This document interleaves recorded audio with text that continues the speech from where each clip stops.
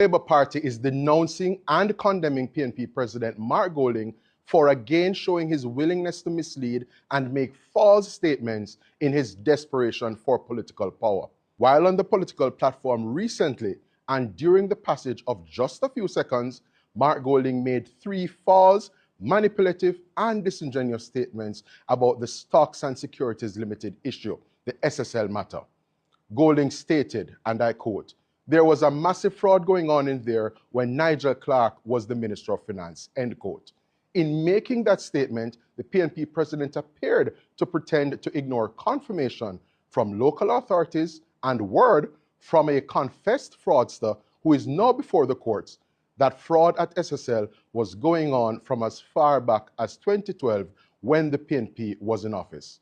Golding also ignored a known fact that the Financial Services Commission, the FSC, had expressed concern about governance at the entity from as far back as 2013 when the PNP administration, of which he, Mark Golding, was a member, was in office. Golding also ignored media reports which quoted relevant documents as revealing that shortly after our sprint legend Usain Bolt sent his principal investment to SSL in 2012, it was fleeced. In another vile, reckless and misleading comment, Mark Golding stated, and I quote, "The Prime Minister had his money in there and take it out before it collapsed," end quote. That, of course, is patently false.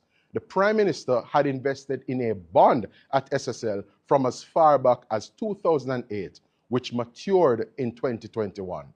As a commercial lawyer, Mark Golding knows that when bonds mature, they are often liquidated as a natural course of action. Yet he sought to mislead his audience into believing that Prime Minister Holness took preemptive action somehow ahead of the collapse of SSL. That is nothing but a cheap tactic by Mark Golding, who, in a new law, has resorted to peddling via the political platform false information and, of course, is spreading so via PNP bloggers and vloggers on social media. In a third distasteful and misleading comment, Mark Golding remarked, and I quote yet again, "It pains my heart what the government is doing to the great Usain Bolt," end quote.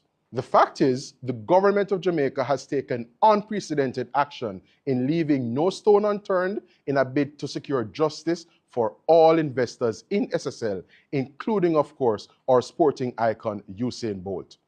Golding made his comments despite knowing that the government hired a leading international forensic auditing firm to assist in the probe. No political administration in Jamaica has before sought